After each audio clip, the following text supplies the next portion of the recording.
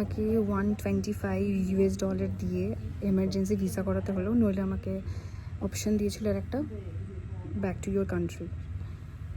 58,70,000 দেখি 58,70,000। জীবনে আমি কোনোদিন এত টাকা ধরে দেখিনি। একটু ধরে দেখি কেমন হয় দেখতে ব্যাপারটা।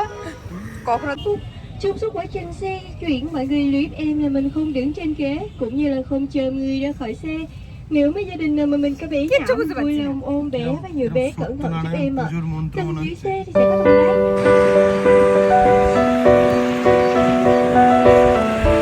Hello, welcome to my brand new blog. আজকের ব্লগটা আমি রেকর্ড করছি আজকে 25th of December। প্রত্যেককে মেরি ক্রিসমাস।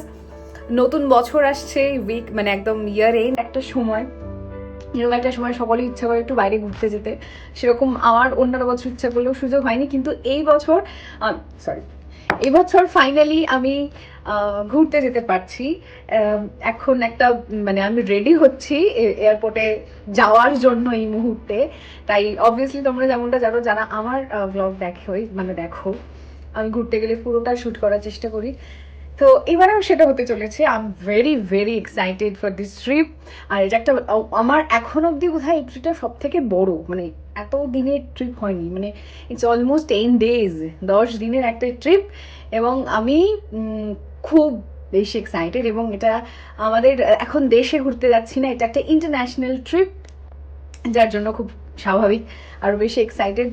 এরকম একটা সময়, বছর শেষ এবং বছর শুরু, এই ট্রানজিশন পিরিয়ডটা আমি বাইরে কাটাতে চলেছি, তার জন্য খুব ভালো লাগছে। এখন আমি বসেছি মেকআপ করতে। আমরা এখন বাজে ওই 4:45 মতো। আমাদের ফ্লাইটের সময়টা যথেষ্ট এখনো হাতে সময় রয়েছে। মেকআপ করে আমাদের কিছুক্ষণ আগে অবধি সমস্ত আমরা লাগেজ গোছাতে পেরেছি। তো চল আগে চটপট মেকআপ করি, তারপরে কথা হচ্ছে। এমনি জাস্ট হালকা আমি ড্রেস পরেই ফেলেছি, জাস্ট একটা জ্যাকেট পরবো, একটু হালকা মুখটা মানে একটু টাচ আপ, হালকা থোড়াসা মেকআপ থোড়াসা হয়ে গেছি। রেডি, গাড়িও আসছে, ক্যাব বুক হয়ে গেছে। আমরা কি রেডি হয়ে গেছি। আমাদের লাগেজ তো কোথায় যাচ্ছি? এখানে একটা, ওখানে একটা। আর আমরা কোথায় যাচ্ছি এটা তোমাদের এখানেই অনেক বলবো না, আমি বলে দিচ্ছি। আমি যেহেতু তোমাদের আগে বলেছি, এটা একটা ইন্টারন্যাশনাল ট্রিপ, তার জন্য আমরা সবাই ভীষণ এক্সাইটেড। তবে আমরা দুজন না, আমাদের সঙ্গে সায়ন আর পিও যাচ্ছে, আর আমরা যাচ্ছি ভিয়েতনাম। এটা একটা লম্বা ট্রিপ, মানে 10 দিনের একটা ট্রিপ। আমাদের ফ্লাইটের টাইম কটা? 9:45। হ্যাঁ, দেখুন অনেকটা সময় রয়েছে, 5:15 মতো বাজে। আর যেহেতু 25th রাস্তায় বেশ ভালো রকম ট্রাফিক থাকে, তাই আমরা একটু সময় হাতে নিয়ে বেরোচ্ছি। তো চলো বেরোই। যেহেতু ইমিগ্রেশনের ব্যাপার থাকে, হ্যাঁ দানা লাইনও পড়বে, অনেক কিছুই হবে রাস্তায়, সেই জন্য ঠাকুরের নাম নিয়ে বেরোনো যাক। করেছি আমরা, ক্যাব পেয়েছি, ক্যাবে করে যাচ্ছি। এখন মিনিট 40 মতো সময় লাগবে, তারপরে এয়ারপোর্টে পৌঁছে যাবো। ওরাও বেরিয়ে পড়েছে। নেমে গেছি আমরা। কি সুন্দর এয়ারপোর্টটা সাজানো হয়েছে, চারদিকটা একদম পুরো ফেস্টিভ সিজন বোঝা যাচ্ছে। এসে গেছি আমরা সবাই এয়ারপোর্টে। এই যে পিওর সায়ন এসে গেছে। এখন আমরা এসেছি লাউঞ্জে, ইন্টারন্যাশনাল লাউঞ্জে বসে আছি। এখন একটু ডিনার করব, খাওয়া দাওয়া করে তারপরে আমরা যখন বোর্ডিং স্টার্ট হবে, দেরি আছে, তারপরে যাব। তো না, এটা টোকিও থেকে নেই, ওদের বক্তব্য হচ্ছে আমার জ্যাকেটটা টোকিও থেকে কিনে। যাই হোক, আমরা লাউঞ্জে ডিনার করলাম, সুন্দর খাওয়া দাওয়া হলো। এবার আমরা আস্তে আস্তে একটু বোর্ডিংয়ের সময় যেহেতু হয়ে গেছে, আমরা এগোচ্ছি। ফ্লাইটের টাইম এখন অবধি ঠিকঠাকই হচ্ছে, কিছু ডিলে নেই। তুই হাঁটছিস কেন? এটা তোমাকে নিজে হাঁটিয়ে এগিয়ে নিয়ে যাবে। তো এবার যাই, এবার আমরা যাচ্ছি ফ্লাইটের দিকে, সব হাতে নিয়ে বসে গেছি আমরা। মোটামুটি হচ্ছে অন টাইমে হবে সাথে। টার্বুলেন্সটা ও ফিল করবে, কারণ আমার ঘুম পাচ্ছে। আমি ঘুমোবো, এটা আমার।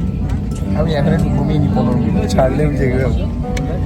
তো পৌঁছে দেখা হচ্ছে।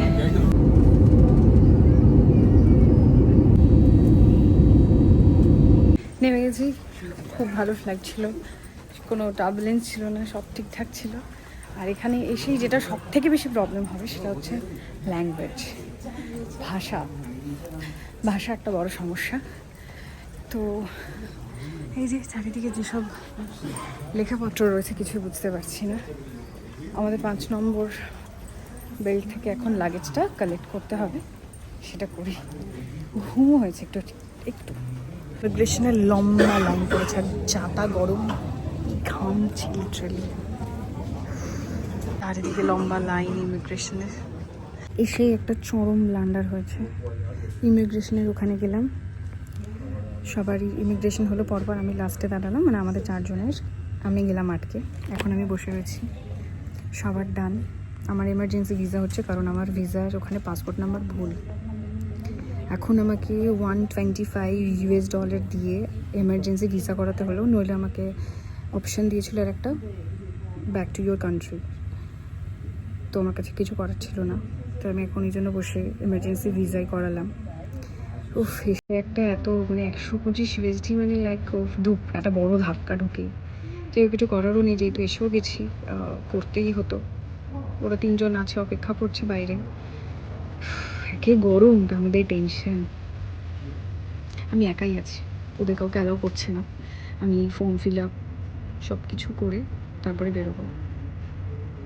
ফাইনালি কমপ্লিট করে এয়ারপোর্ট থেকে বেরোতে পেরেছি। এসেই একটা বড় কাজ, তাকে কিছু করার নেই, কিছু অপশনই ছিল না। ওরা আমাকে দুটোই যেটা বললাম, এখন তো ব্যাক তো করতে পারবো না, ওরা 3 জন এসে গেছে, আমি একা আটকে গেছি। কলকাতায় হলে একটা সমস্যা হতো, ওখানেই হয়তো আটকে যেতাম, বাট এখানে এমার্জেন্সি ভিসা পেয়ে গেছে। তো ক্যাব এসে গেছে, আর মোটামুটি 6 কিলোমিটার মতো আমাদের হোটেলটা। তো প্রচণ্ড গরম, প্রচণ্ড গরম হচ্ছে। জানি না টেম্পারেচার কত এক্স্যাক্ট, বাট যেটা ফিল করছি মোটামুটি 30 to 31 এরকম হবে। ওখান থেকে আজকে কলকাতায় এত ঠান্ডা ছিল, এখানে এসে এরকম করেছে, আরও গরম লাগছে। প্যানিকও হয়ে গেছিলাম খানিকটা, কখন এরকম এর আগে ইমিগ্রেশন এসব তো মানে ফেস করিনি। ওকে, এক্সপিরিয়েন্স থাকলে নেক্সট টাইম থেকে এগুলো একটু ভিসার দিকে নজর রাখবো। নামের বানান থেকে শুরু করে পাসপোর্টের নাম্বার ভুল দেওয়ার, এগুলো একটু নজর দিতে হবে। উঠলাম আমরা ক্যাবে, আর এদিকেও ড্রাইভিং সিট লেফটে, তো শাইনি জনের বসেছে ডান দিকে। 6 কিলোমিটার দেখাচ্ছে। কতক্ষণের শান সামনে? আধ ঘন্টা। আশা করছি এখানকার রাস্তাঘাট ভালো হবে, অতিরিক্ত গাড্ডা গুড্ডি হবে না, তো লাফানি ঝাপানি করে যেতে হবে না। দেখা এসে গেছি আমরা আমাদের হোটেলের সামনে। খুব হ্যাপেনিং একটা জায়গা, ছোট্ট করে একটু দেখে শহরটাকে। এখন অব্দি খুব ভালোই লেগেছে। রাত 3:30, মানে 4:45 বেজে গেছে। হ্যাঁ, 4:45 বেজে গেছে। এখনো যেন মনে হচ্ছে সন্ধ্যে 7টা, মানে মনে হচ্ছে জায়গাটা দেখে। Good morning. আজকে আমাদের ভিয়েতনামের প্রথম দিন। সকাল সকাল আমরা উঠিনি, বেশ খানিকটা বেড়াই হয়েছে, যেহেতু ঘুমিয়েছি ভোরবেলা 5টার সময়, মানে ভিয়েতনামি টাইম অনুযায়ী। সেদিন উঠলাম প্রায় আমরা 10:30 নাগাদ। উঠলাম, উঠে ফ্রেশ হলাম, রেডি হয়ে গেছি সবাই, এবার বেরোবো। প্রথম কাজ আমাদের বেরিয়ে যেটা, সেটা হচ্ছে কারেন্সি চেঞ্জ করা, মানে লোকাল কারেন্সি ডলার থেকে নেওয়া। সেটা করতেই আমরা বেরোবো। মোটামুটি এখন বাইরে বেশ ভালো রোদ। আমি এখান থেকে দেখাচ্ছি, মোটামুটি যেটা দেখা যাচ্ছে বাইরে বেশ গরম, যেটা বুঝতে পারছি এখনো অব্দি জাস্ট লবিতে গিয়ে, কারণ রুমে যেহেতু এসি চলছে অতটা ফিল করা যাচ্ছে না। বাইরে বেরোই। চুল তো খুলে গেলাম যথারীতি, আমি বেরিয়ে আমি জানি হয়তো 10 মিনিট পরে চুল বেঁধে নেবো, কারণ আমি গরমে চুল করে রাখতে পারি না, আর বেশ ভালো লাগে। চলো বেরোই। প্রথম কাজ কারেন্সি এক্সচেঞ্জ, সেকেন্ড হচ্ছে সি লাঞ্চ। এখন আর ব্রেকফাস্টের সময় নেই, এরপরে ডিরেক্ট লাঞ্চ। আমরা নেমে গেছি, এখন ক্যাবের জন্য ওয়েট করছি। এই হচ্ছে সকালের ভিউটা হোটেলের সামনে থেকে। সামনে বেশ সুন্দর সুন্দর রেস্টুরেন্ট আছে, একদম এখানে বসে খাওয়ার এনজয় করা যাবে, মানে ব্রেকফাস্ট ডিনার লাঞ্চ হোয়াটএভার। এখন আমরা মানে এখানকার যারা আমরা উবার ওলা যেমন ইউজ করি ইনড্রাইভ ইন্ডিয়াতে, এখানে হচ্ছে গ্র্যাব আসছে। আমরা গাড়িতে কতক্ষণ লাগবে এখান থেকে সোনার দোকান পৌঁছতে? 10 মিনিট। সোনার দোকান কেন যাচ্ছি আমরা? সোনার দোকানে কারেন্সি না, সোনা কিনতে নয়, সোনার দোকানে কারেন্সি চেঞ্জ করতে। এই কারণ ওখানে ভ্যালুয়েশন, মানে যে ভ্যালুয়েশন বলছি, ভ্যালু যেটা পাই সেটা ঠিক থাকে। স্যান্টা ঝুলছে ওই যে ওখানে, জোর হিসেব চলছে কারেন্সি চেঞ্জ করার। কত টাকা নিলি তোরা? ব্যবসায়ীর মতো দেখতে। 200,000 আছে। 58,70,000 দেখি 58,70,000। জীবনে আমি কোনোদিন এত টাকা ধরে দেখিনি, একটু ধরে দেখি কেমন হয় দেখতে ব্যাপারটা। কখনো তো এত টাকা ধরবো ভাবিনি। শুধু যদি এটা আয়নারে হতো কি ভালো হ্যাঁ, হতো। এটা আইএনআর দরকার ছিল। এটা ডমি নয় আয়নার হলে খুব ভালো হতো। এখানে বেশ ভালো ভালো ইয়ে আছে, কয়েকটা দোকান আছে। আমরা এসেছি একটা ইন্ডিয়ান রেস্টুরেন্টে, পাওয়া গেছে যেটা হয়তো আর এরপরে আর পাওয়া যাবে না। তুই কি আমরা অর্ডার করলাম? চিকেন টিকা না, বাটার চিকেন টিকা মশলা আর একটা গার্লিক নান। তো এটাই আপাতত খাওয়া হবে লাঞ্চে, যেহেতু ব্রেকফাস্ট আমরা কেউ করিনি। বিল হয়েছে 6,62,800 টাকা, বেশি না, মানে মাত্র 6 লক্ষ দিয়ে দিই। हम लोग जन्नत में आ गए, जन्नत। लुक एट द जन्नत। ও গড। এখন লাঞ্চের পর আমরা একটু এসেছি মার্কেটে, দেখবো কেমন কি জিনিস পাওয়া যাচ্ছে। দেখলে কিনতে হবে এরকম কোনো মানে নেই, দেখবো। এখন শপিং চলছে, চারিদিক ঘুরছি আমরা, প্রচুর দোকান, চোখ ধাঁধিয়ে যাওয়ার মতো দোকান। আর বার্গেন, ভালো রকম বার্গেন করতেই হবে যারা ভিয়েতনাম। নিজেদের প্রচুর কন্ট্রোল করে আমরা বেরিয়েছি। এত জিনিস আছে যেগুলো কেনা যায়, যাই হোক। কিন্তু হ্যানয়েতেও সেম মার্কেট রয়েছে, তো হ্যানয়ের সেই মার্কেট থেকেও আমরা একটু কিছু কেনাকাটা করবো এবং বাকিদের কেনাকাটাটা ওখান থেকেই করবো ঠিক করেছি, কারণ এত ক্যারি করা যাবে না। এবং যেটা মনে হচ্ছে আমাদের এখনো অবধি একটা বোধহয় আমাদের ট্রলি কিনতে হবে, সেখানে ভীষণ সুন্দর সুন্দর ট্রলি পাওয়া যায়। আর সস্তা কিন্তু খুব, ওই যে বললাম বার্গেন করতে হবে। প্রচণ্ড এক্সস্টেড লাগছে, গরম লাগছে আমাদের, তাই জন্য আমরা এখন একটু একটা ভালো ক্যাফে খুঁজছি যেখানে কোল্ড কফি একটু দরকার। ওরা ছবি তুলছে এরকম করে, এটা ভিডিও হচ্ছে। আমরা আবার বেরিয়ে পড়েছি, এবার আমরা যাচ্ছি ক্যাফে অ্যাপার্টমেন্ট, মানে এই বিল্ডিংটা, মানে আমি যতদূর ওরা বললো, আমার এই সম্পর্কে এখনো কি আইডিয়া হবে, পুরোটাই কফি। মানে দেখা যাক কিরকম কি পাওয়া যায়। আমার প্রচন্ড মাথা ধরে আছে, একটা স্ট্রং কফি দরকার, কোল্ড কফি হলে ভালো হয়, যেহেতু প্রচন্ড গরম লাগছে। তো এখন সন্ধে হচ্ছে, রাস্তায় প্রচুর লোকজন বেরিয়ে পড়েছে, আর একটা ইয়ার এন্ড তো বেশ ভালো একটা ভিড় রয়েছে। রাত্রিবেলায় হয়তো ভিড় ছিল, মাঝরাতে এসে গেছে সেই জায়গাটায়। এই যে এই বিল্ডিংটা পুরোটাই বিভিন্ন রকমের ক্যাফে আছে, সেই সব নামগুলো দেখা যাচ্ছে, ক্যাফে রেস্টুরেন্ট সব কিছু, মানে কফি হাব যাকে বলা হয়। তো যাই এখন, খুব সুন্দর চারপাশটা। কোনো প্রোগ্রাম ছিল হোপফুলি এখানে,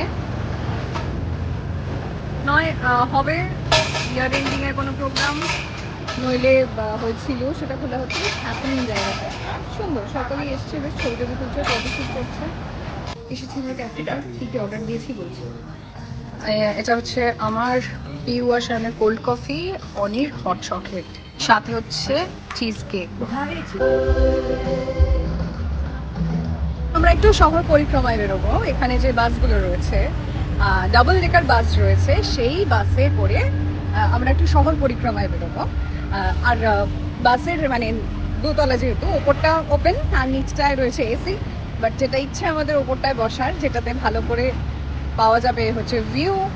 হচ্ছে বাস, আমরা দাঁড়িয়ে আছি এই লম্বা লাইনে, পেয়ে গেছি হচ্ছে আমাদের টিকিট, অনলাইনে বুক করা, বাট ওরা একটা অফলাইন টিকিট দিয়ে গেছে। এই যে 4 adults, we show you Saigon, নতুন শহরের নতুন, আমরা হোচিমিন বলি, তাই তো এটা আসল নাম, নতুন নামটা হচ্ছে সাইগন। তো এখন ওয়েট করবো, তারপরে আমরা 4 জন মিলে যাবো বাসে শহর পরিক্রমায়। এক এক করে বাস আসছে, এইভাবে সবাই উপরে উঠছে, এই যে বাসগুলো ভর্তি হচ্ছে, আমাদের লাইন প্রায় কাছাকাছি এসে গেছে। এই হচ্ছে আমাদের বাস, সেটাই আমরা উঠছি। চলো দেখানো যাক কেমন পুরো ভিতরটা। এই হচ্ছে, যেতে হচ্ছে, সিঁড়ি দিয়ে যেতে হবে।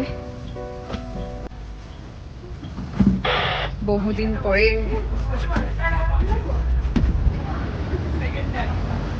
এখানটা বসে পারবো, এখানে মেশিন আছে, এখানটা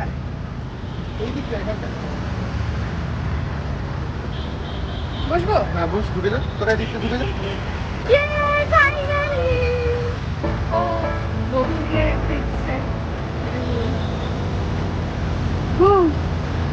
Nice. Xong sau đó mình sẽ đi qua tỉnh Bạch Đằng, cầu cầu Thủ Thiêm, cầu Ba Son, cầu Con Mồi, nhà thờ Đức Bà và Phủ Phù Phúc. Trong suốt quá trình xe, chuyển mọi người luyện em là mình không đứng trên ghế, cũng như là không trên như là khỏi xe. Nếu với gia đình là mình có bé nhỏ, vui lòng ôm bé và người bé tuổi của em ạ. Từng chuyến xe để bạn thấy, nếu với ai may đồ ăn. শুরু হলো আমাদের শহর ভ্রমণ। প্রথমে Opera house, এই যে Opera house থেকে start হলো। এবার পরপর কিছু মানে এখানে যেখানে কম হয় এখানকার চান্স পায় না।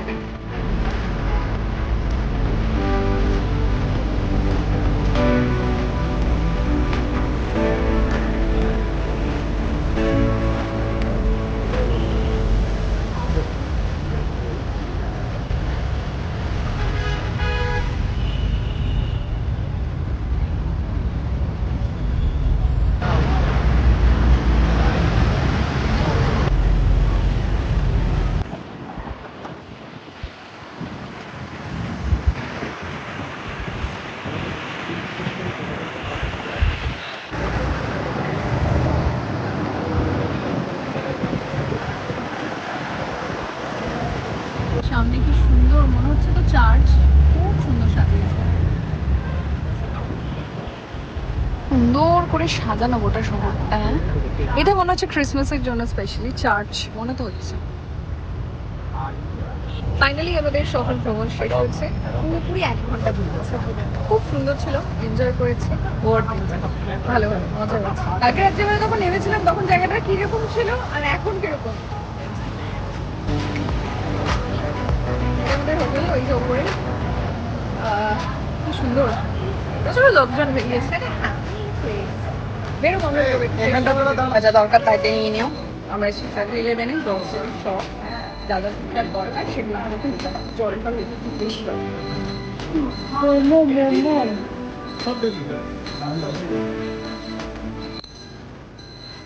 এসে গেছে রুমে, ফ্রেশ হই, চেঞ্জ করি, তারপর আমরা আবার হয়ে গেছি ফ্রেশ, একটু হালকা রেডি হয়ে গিয়েছি। অনিয়া চেঞ্জ করেনি, মানে সেম ড্রেসে আছে, আমার একটু এক্সস্টেড লাগছিল তো আমি ড্রেস চেঞ্জ করেছি। এবার বেরোই, একটু 4-5টা এক্সপ্লোর করবো, ডিনার করবো, হোটেলে ফিরবো।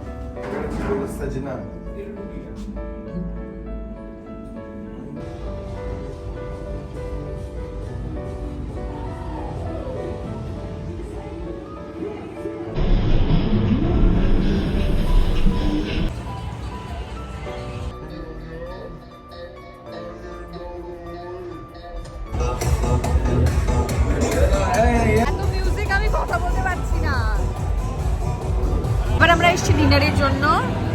মেনু একটা গোটা মানে চিত্রগুপ্তের খাতা, মানে আজকে আগে যে কত কি, আর বিশাল বড় একটা মেনু। আমরা সেফ কিছু অর্ডার করলাম, পিজা অর্ডার করেছি, আর আর বাকি কিছু দেখা হচ্ছে, যা হবে চিকেন, যা হবে চিকেন। কি হয়েছে বল? 7,66,000।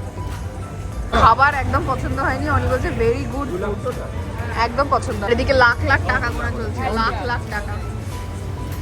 ওখানে ডিনার করে পোষায়নি, মানে আমাদের টিউবের পেট ভরে গেছে। এখন 7-11 এসছি, অনেক খিদে পেয়ে আছে, তাই কিছু খাবেও। এইসব খাওয়ার প্যাকেজড ফুড বললে গরম করে দেবে ওরা। এরকম বোলও রয়েছে, তোমার দেখলাম এরকম কিটক্যাটের চকলেট মানে আইসক্রিম। থেকে হারিয়ে যাওয়া মাইলোর নাকি আইসক্রিম ওয়ার্ল্ড কাপ দি কিটক্যাট আইসক্রিম। কেমন খেতে? শক্ত খুব। এটা কেমন, ভালো না খারাপ? ওকে, আমার মনে হয় কিটক্যাটটা বেটার। হয়ে গেছে আজকের মতো, ডান। খাওয়া দাওয়া কমপ্লিট করে আইসক্রিম খেয়ে আমরা শেষ করলাম আজকের দিনটা। আর এবার ঘুমানোর পালা, কালকে অনেক সকালে উঠতে হবে, 7টা-7:30 মধ্যে আমাদের বেরিয়ে যেতে হবে। তাই ছোটো ব্লগটা এখানেই শেষ করছি। আবার দেখা হবে কালকে সকাল থেকে ভিয়েতনামে ডে 2। বাবা।